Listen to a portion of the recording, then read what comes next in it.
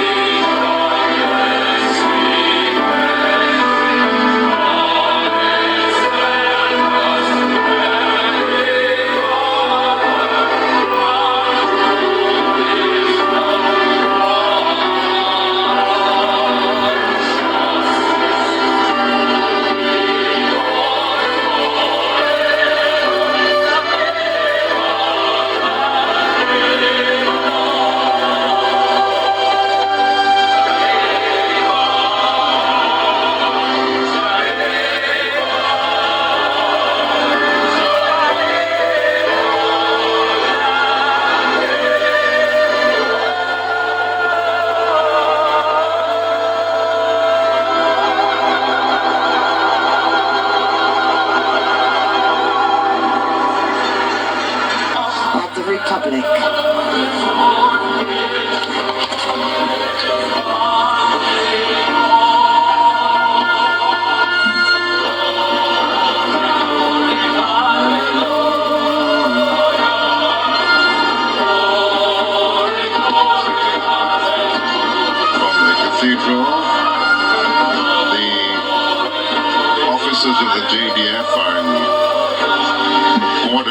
standing by for the salute, the general salute,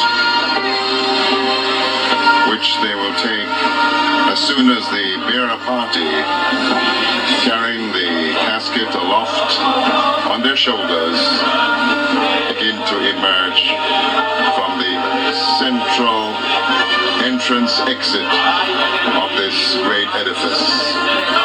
Altogether fitting that this venue should have been selected to do honor to this great Jamaican.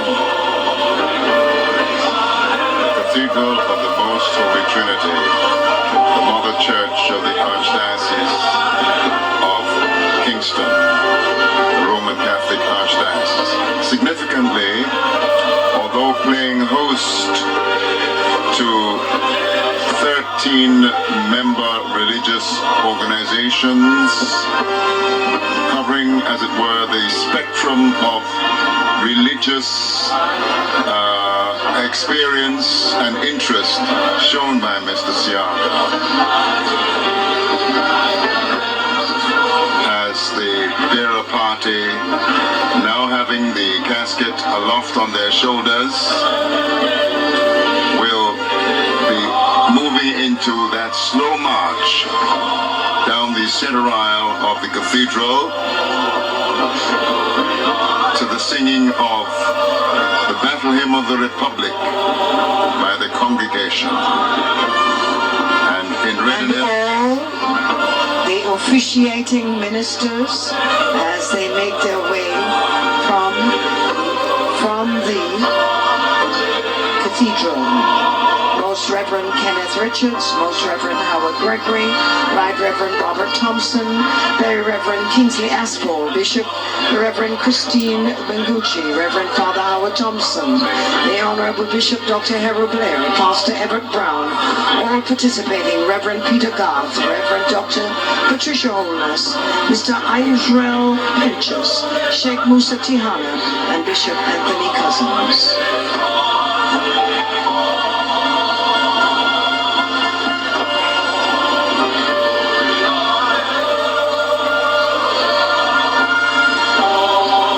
Specially invited guests lining the inner areas of the exterior of the cathedral as full preparation is made for the exit of the casket. The exit of the casket. Now you're looking at the casket coming through the sanctuary, making its way to the exit of the Cathedral of the Most Holy Trinity, the remains of the Most Honorable Edward Seaga, Jamaica's 5th Prime Minister. He served in that capacity from November 4, 1980 to February 13, 1989.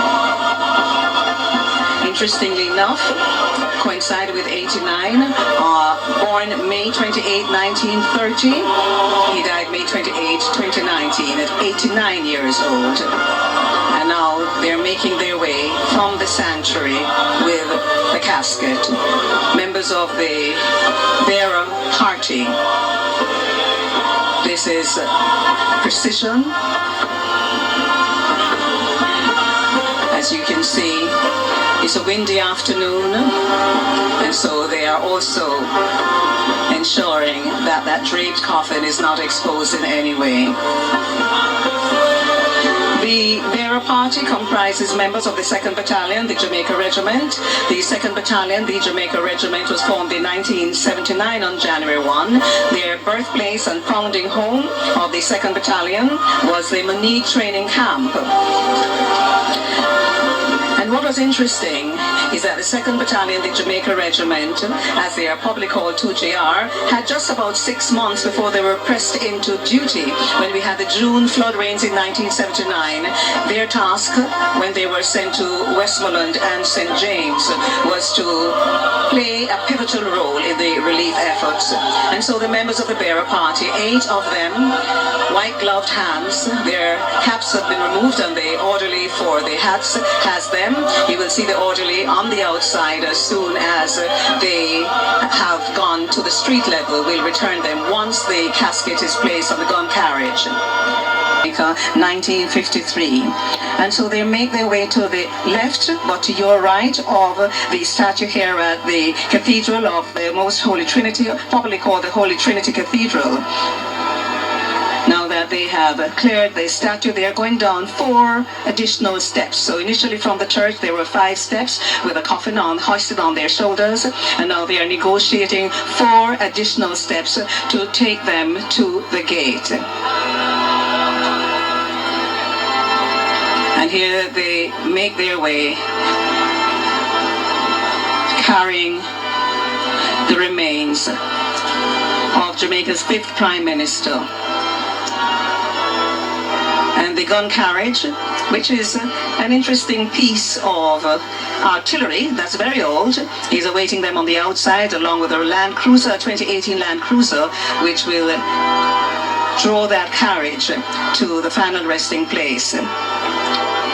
As they approach the main pedestrian gate, the bearer party of 8 will deftly maneuver the casket, which is 28 inches wide, and themselves, and if you could say each man is about 18 inches wide, well, the gate is 10 feet and 4 inches in width. And so they will now go through that gate as they have done and will make their way to the gun carriage. The insignia bearer, you could see, is the person with the second Lieutenant, Sharona Smikle. She carries the cushion with the insignia. There you have a good shot overhead. And you hear the chow on the outside and doing their maneuver to get the casket onto the gun carriage.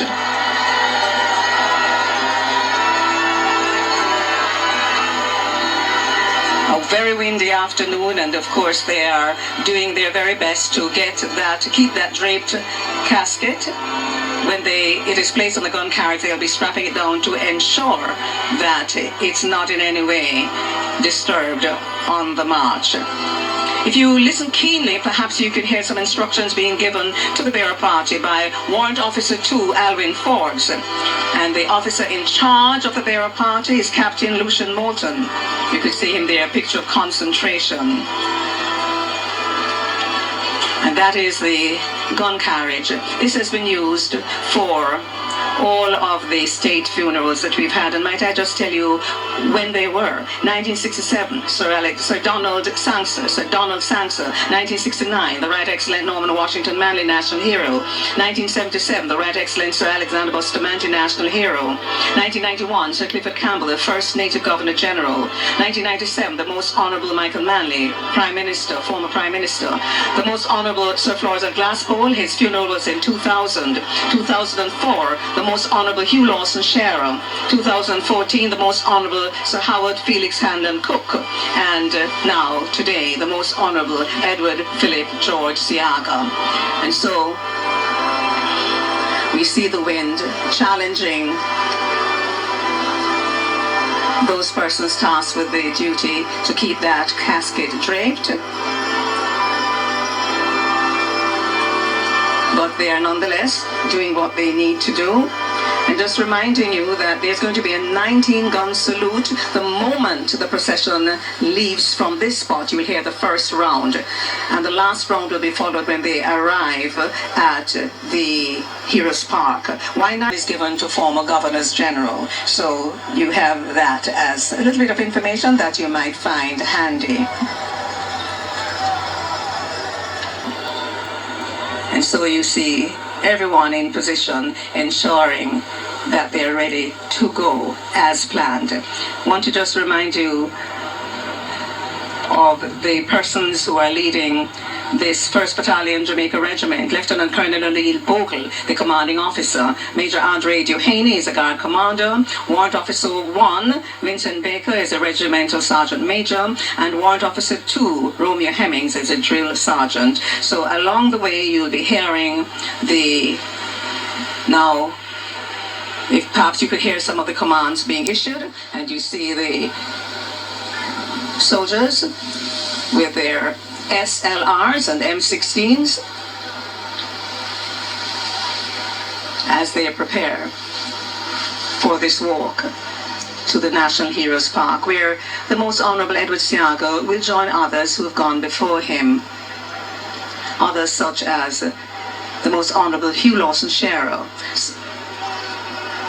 Sir Donald Sangster, Michael Manley, and I'm now referring to the prime ministers and not necessarily the national heroes at this time, but indeed Sir Alexander Bustamante is also a national hero, and he was Jamaica's first prime minister of independent Jamaica.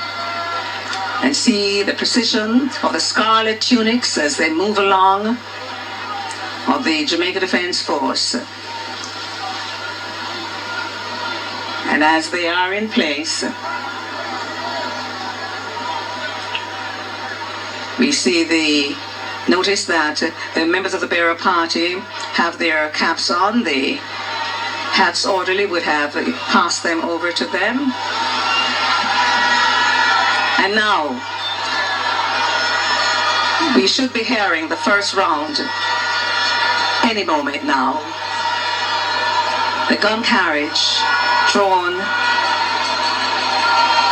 by the Land Cruiser. Chairs coming up from the area organized for those persons who have come to say farewell to the Most Honorable Edward Seaga. The estimated time of travel will be about 32-34 minutes. Of course, if there are any issues that will negatively impact the movement, then that will in fact be a slower time. Notice that they're almost marching on the spot just now. So what we are going to be seeing as if you're going to be gathered anywhere along the commander and the company of the 1st Battalion, the Jamaica Regiment. The massed bands and corps of drums will follow after. And after that, you'll have the Commissioner of Police, Major General Anthony Anderson, and the Chief of Defence Staff, Lieutenant General Rocky Meade. The clergy will follow immediately on that. And then we have the Land Cruiser, the corps of drums of 1GR, that's the 1st Battalion Jamaica Regiment, and 2GR, the 2nd Battalion Jamaica Regiment. The ceremonial dress of 1GR is the blue and gold checkering around the caps, and of course a scarlet tunic. How could you miss that? You could hear some of that in the distance.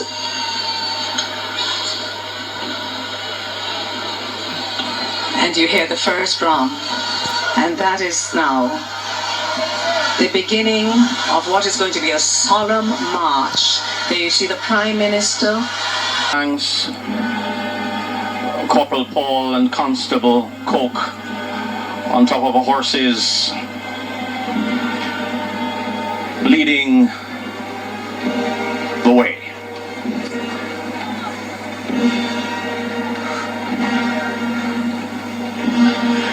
And as we go along North Street, passing St. George's College and the Seventh-day Adventist Temple, very old institutions there. St. George's College in St. 169 years old. And by way of coincidence today, 169 men and women of the Jamaica Defence Force making up this parade. He became an Anglican in 1980, when upon winning the landslide victory of 51-9 in 1980, he was blessed as an Anglican. He later worshipped as a Catholic when he joined his wife, Carla, at the Stella Maris Church for worship.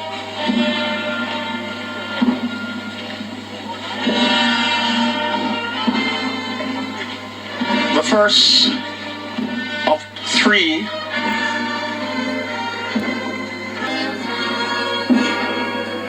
under the leadership of Lieutenant Colonel O.A. Bogo.